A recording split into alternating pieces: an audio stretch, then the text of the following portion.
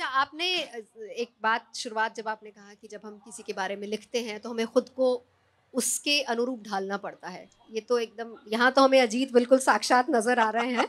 तो आप में कितने मनोज आए हैं? नहीं, मनोज मेरे भीतर वैसे नहीं आए, लेकिन इस बायोग्राफी को लिखने का फायदा ये हुआ कि मैंने उनकी सारी फिल्में सिलसिलेवार देखी, उस संदर्भ में देखी, और तब ये समझ में आया, क्योंकि जब भी मनोज वाजपेयी को हमने सबसे पहले जाना था सत्या से, हालांकि स्वाभिमान और एक फिल्म और भी कर चुके थे, वो सीरियल स्वाभिमान उनका हिट हो चुका था। लेकिन मुझे, चूंकि जो मैंने किताब में लिखा भी है भूमिका में, कि इस कॉलेज से हम गए सत्या देखने में, आगरा में था, और जब सत्या देख के निकला तो एक अलग प्रभाव था भीखू मात्रे का, कि ये कैसा किरदार है, कैसा किरदार गढ़ा गया है। उसके बाद मनोज जी से परिचय हुआ, फिर तो कई कई दौर में बातें हुई वगैरह।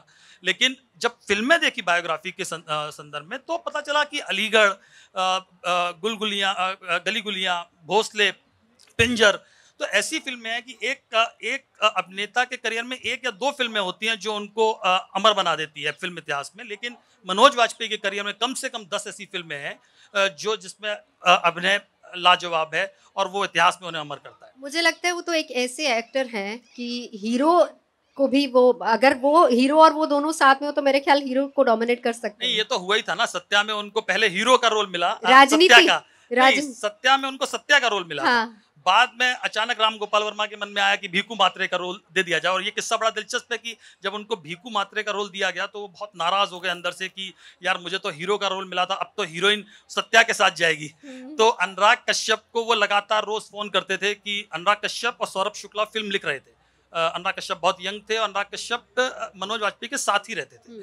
तो अनुराग कश्यप को रोज फोन करते थे, यार ये मेरे साथ क्या कर दिया तुम लोगों ने, अब तो हीरोइन उर्मिला उसके साथ जाएगी सत्या के साथ, अब मेरा क्या होगा। तो अनुराग कश्यप ने मुझसे कहा कि हम उनको समझाते थे कि हम लोग लिख रहे हैं ना फिल्म, आप चिंता क्यों कर रहे हो, आपके सीन सारे बहुत शानदार है और आप चिंता मत करो, ये स्क्रीन बहुत शानदार है। क्या बात है, क्या बात है।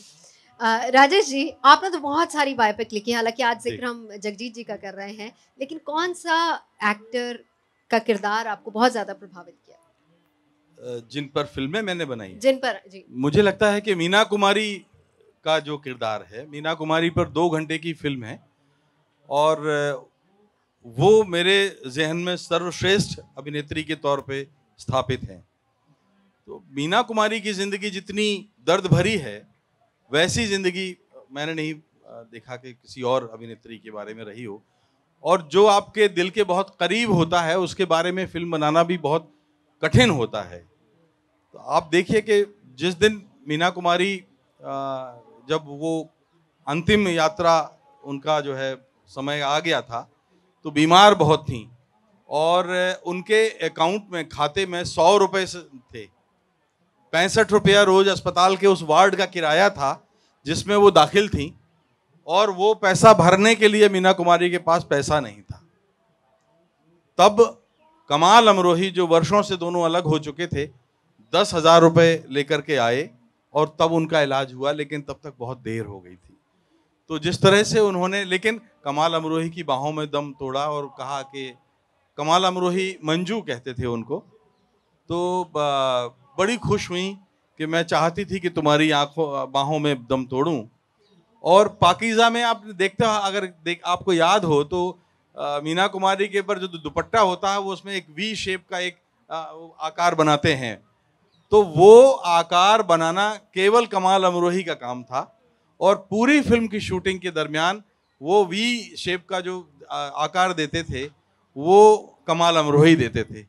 और जब वो नहीं रही तो कमाल अमरोही ने फिर वही उनकी देह पर वो वी शेप का एक दुपट्टा बनाया, और उसके बाद उनकी अंतिम यात्रा रवाना हुई।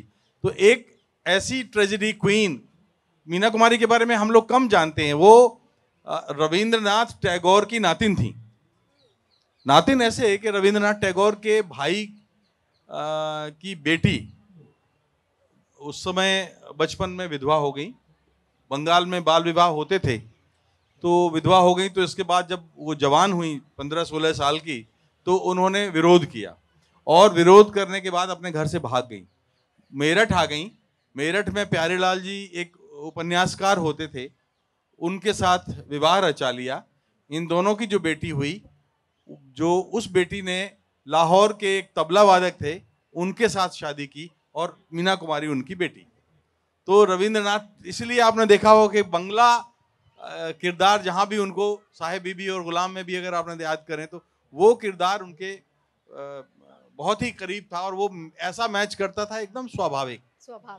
और इतना गरीबी उन्होंने इतनी देखी कि देखिए बचपन में उनकी माँ जब काम करती थी तो चूल्हे पर रोटियां थोप के जाती थी, और इनको केवल कच्चा प्याज और नमक, पिसा हुआ नमक और रोटियां, ये सारे बच्चे खाते थे। तो जिसने इतना तकलीफ अपने बचपन में सही, उसको पर्दे पर उसने उस तरह से उतारा, बहुत बड़ी बात है। क्या बात है, क्या बात है। हम वापस जगजीत जी पे आते हैं। जगजीत जी के कुछ ऐसे किस्से जो हम लोग नहीं जानते। देखिए, शायद जगजीत हमारे बीच में ना होते। ये जालंधर में पढ़ते थे, तब एक लड़की से उनको इश्क हुआ। हाँ। हालांकि वो उसको कहते थे कि वो एक जवानी के अंदाज में, जिसको आप आजकल क्रश कहते हैं, उसको कुछ वैसा था। तो जालंधर से वो लड़की कुरुक्षेत्र आ गई। बाद में पीछे पीछे कुरुक्षेत्र में जगजीत ने भी एडमिशन ले लिया। तो तब तक उस लड़की के जीवन में एक कोई और लड़का आ गया था। अच्छा। जब जगजीत पहुंचे तो वापस जगजीत से निकटता शुरू हो गई। अच्छा। उस लड़के को इतना बुरा लगा कि उसने कुछ लोगों को भाड़े पर हायर किया, और वो हॉकी लेके के जाओ, आज उसको निपटा दो, जो भी होगा हम देख लेंगे। वो दिन जगजीत की जिंदगी का आखिरी दिन था। अब जब ये हॉकी दस्ता पहुंचा वहां पर मारने के लिए, वहां एक प्रोग्राम चल रहा था और जगजीत किशोर कुमार का गाना गा रहे थे, और किशोर कुमार का गाना सुना तो वो सारा हॉकी दस्ता इनका दीवाना हो गया। क्या बात है। तो जब वो दीवाना हो गया तो बाद में उससे कहा कि हम तो आपको मारने आए थे, लेकिन हम तो आपके मुरीद हो गए, हम आपके दीवाने हो गए। तो ऐसा, तब वो जगजीत हमको मिला, उन हॉकी दस्ते से छूटा तो हमको मिला। ये भी किस्सा शायद कोई नहीं जानता है। जी, ये किस्सा कोई नहीं जानता। लेकिन मैं आपको बताऊं कि जगजीत के पिता नामधारी सिख थे, सरदार थे, और बचपन में जगजीत का नाम सरदार जगमोहन था।